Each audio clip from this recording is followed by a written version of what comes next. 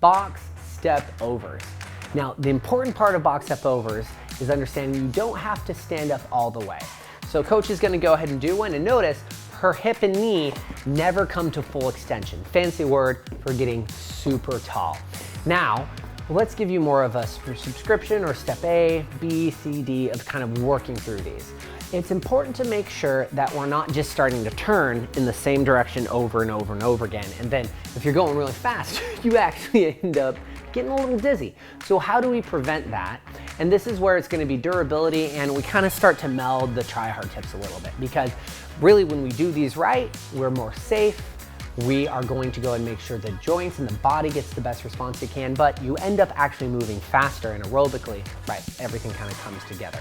Now, with that, I like to go ahead and try to think stepping up with one foot, and that foot will usually be on the side that you turn to, because if we're always making sure we pick a wall, or for you guys, right, we're talking to you and facing you, we're always gonna make sure when we rotate, no matter if it's coming from the right or left, we're facing and we're starting to turn towards that direction.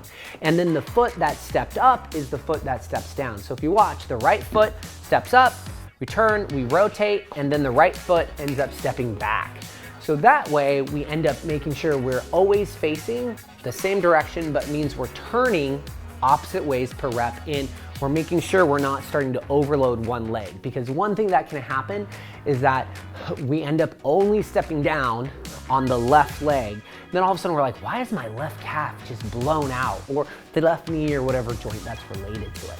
Now, we're gonna go ahead and see, Amy's got a very slick step, rotate on the box and slide off. And Amy's gonna do it one more time if you guys missed it. We rotate, and then she steps right back off, right? Now, some of us, that might be pretty fancy and almost a little too much. So it's okay to step up, have a slight diagonal, get all the way, take a step or two to find yourself, and then we're going ahead and going right back down. Now, here's the biggest thing. Sometimes we get into this headspace of like, I'm gonna try hard, I'm gonna go real fast, and we do this weird, like, I'm just gonna step over the box, right? Now, if we pause, right about here, yeah, we can see the heels off, the knees really driven forward, and for really dynamic moves that we're doing over and over again, I'm not a big fan, because that can start to overload the knee, and at that point, we're just doing something to go fast, and we're not actually getting very much of a physiological response from it. It's not making ourselves better, right?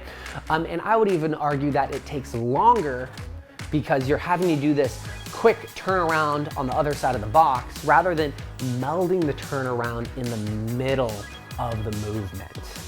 So those are going to go ahead and be your durability and your try hard tips for the box step over.